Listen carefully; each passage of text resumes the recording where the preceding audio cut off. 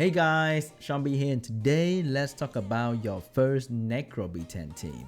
This is the team that I'll be using for DaisyB account, the beginner account I've been playing on for a couple months now. If you follow the series, these are the unit I'll be using for the Necro B10.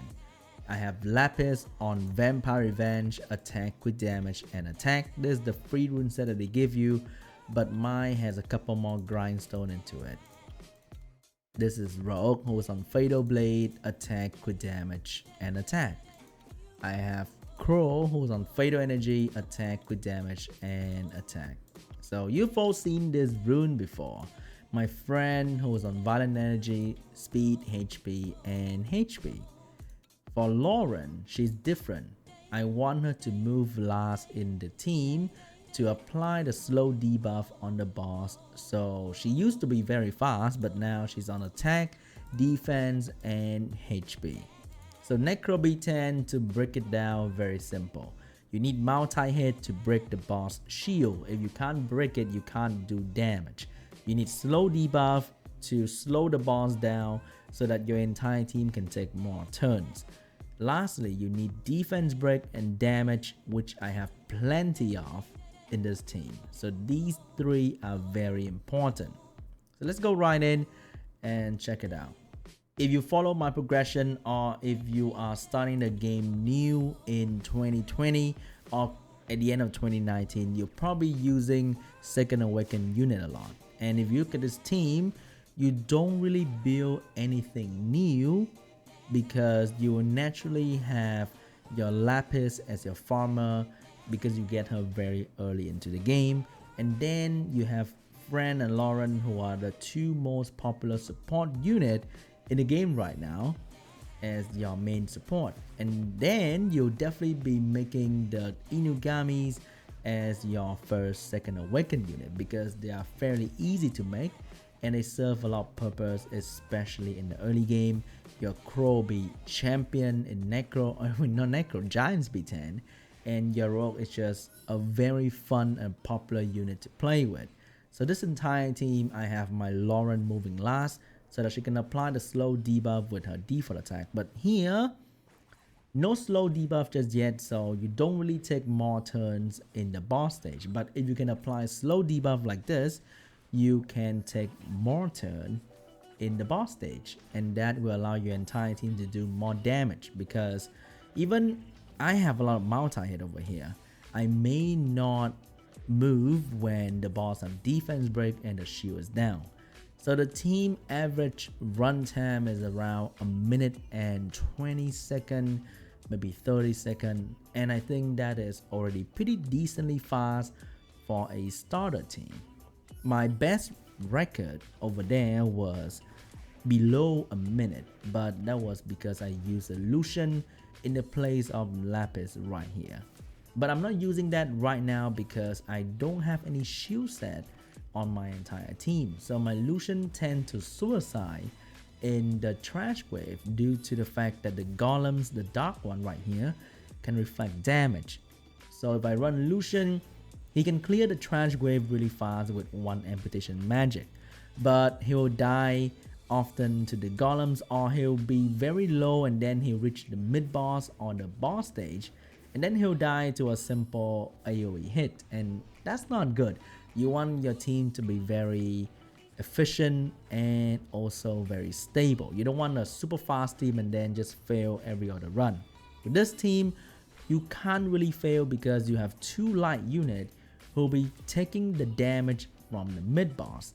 Even if he's using the second skill that's kind of random, but the first hit would definitely land on one of the light unit, and that is really safe, because usually the mid boss is where a lot of people fail. You can't really predict what the mid boss is going to hit if you're using a Colleen as your healer. But if you're using Fran, you are taking the damage from the mid boss, and she's taking the damage from the mid boss, and that's really awesome.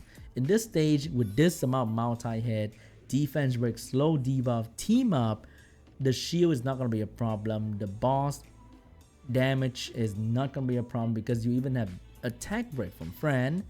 So it comes down to whether you can break the shield fast enough with some luck in team up, and whether you apply the slow debuff on the boss. Because my Loren has max skill 2, which means she'll tend to use her skill 2 pretty often as well. Ironic, right? In Dragon's B10, you want her to use the strip smartly so that you can strip the immunity from the boss, but here you actually don't want her to use a skill 2 at all because you want to land the slow debuff as soon as possible. The heal block does help because the main boss actually heal a little bit, but to be honest, I really want the slow debuff to be on the boss always as soon as possible.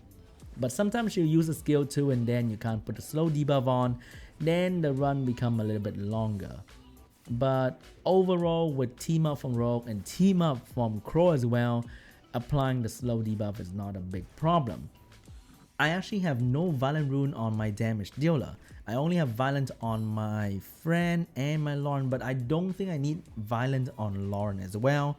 So as you can see right here, I don't farm Dragon's B10 a lot, and I can still break into Necro B10 fairly easily.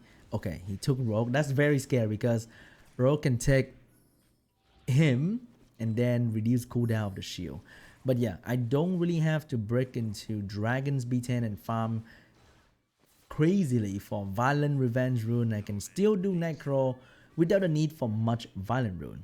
The violent rune on Fran is actually the free set that they give you for completing the Dragon's B10 challenge, and I just really pimp it up with a lot of grindstone.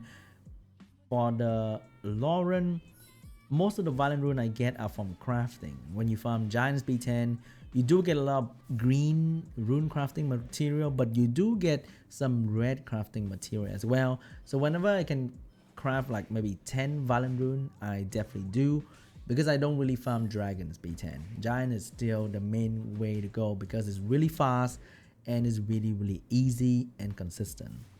So I craft a couple of violent rune, put them on Loren, but you don't really need it, honestly. She's there to put a slow debuff. When you land a slow debuff, it's done. Like, she doesn't need to be there anymore.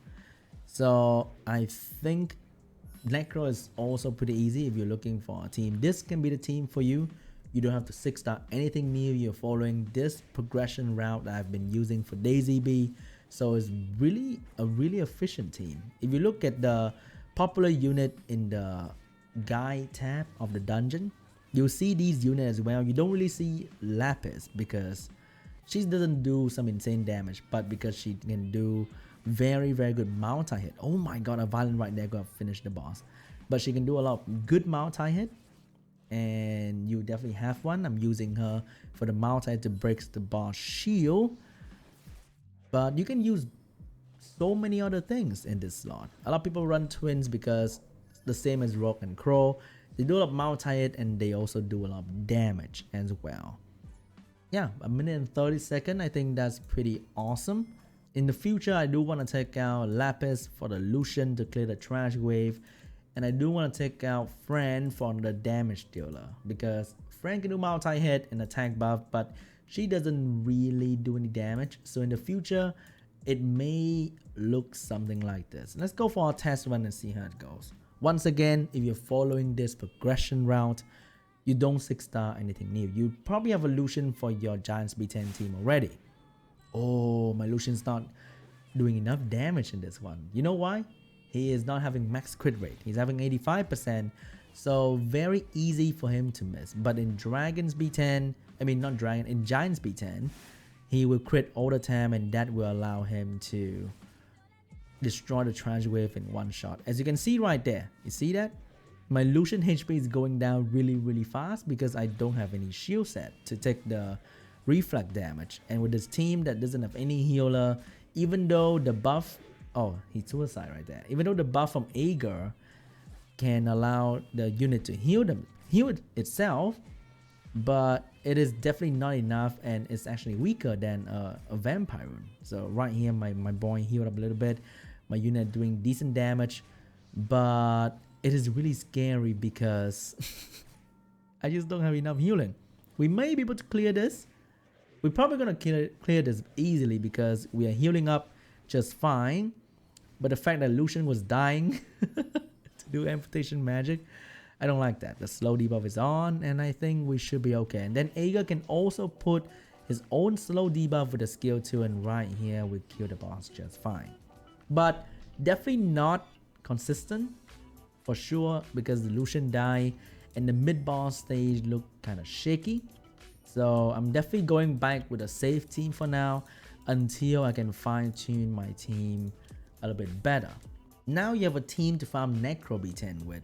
Why do you want to farm Necro B10? I think for most people, the Rage Wheel set will be what you want to aim for. You don't really need Nemesis, you don't really need Vampire. What you really need is the Rage Wheel. There are two main purposes for getting the Rage Wheel set. First, you want to have that Rage Wheel set for a damage dealer to use with Galleon. Maybe if your Lucian require a Rage Wheel set, Rage put out a lot of damage, and Wheel Runes allow you to get turn 2 and still cleave the entire enemy unit. Very popular choice for things like Zyros, Pongbek, Alicia, Julie. Those that take turn 2 allow enemy to take first turn and then cleave the entire enemy team, and that will require a strong Rage Wheel set.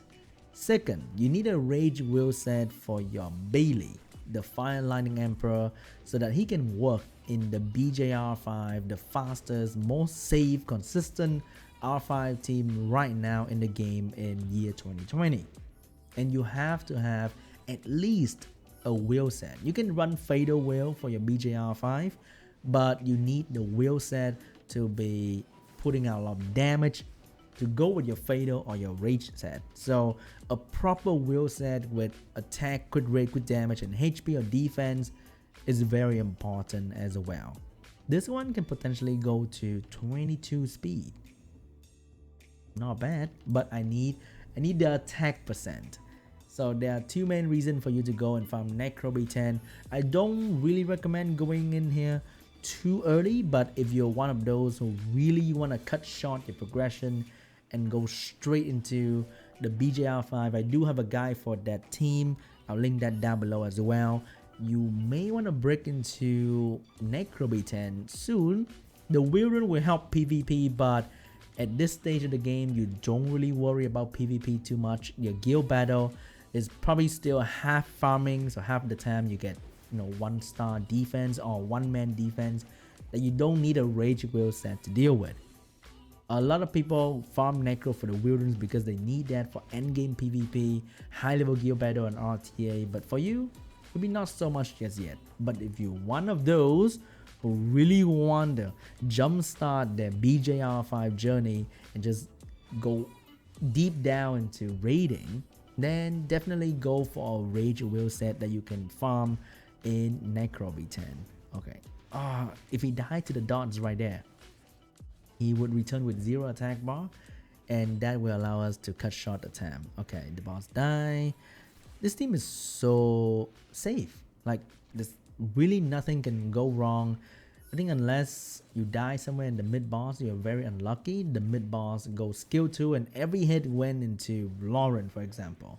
You lose your slow debuff and you'll struggle in the main boss stage. But minute 30-second, very consistent.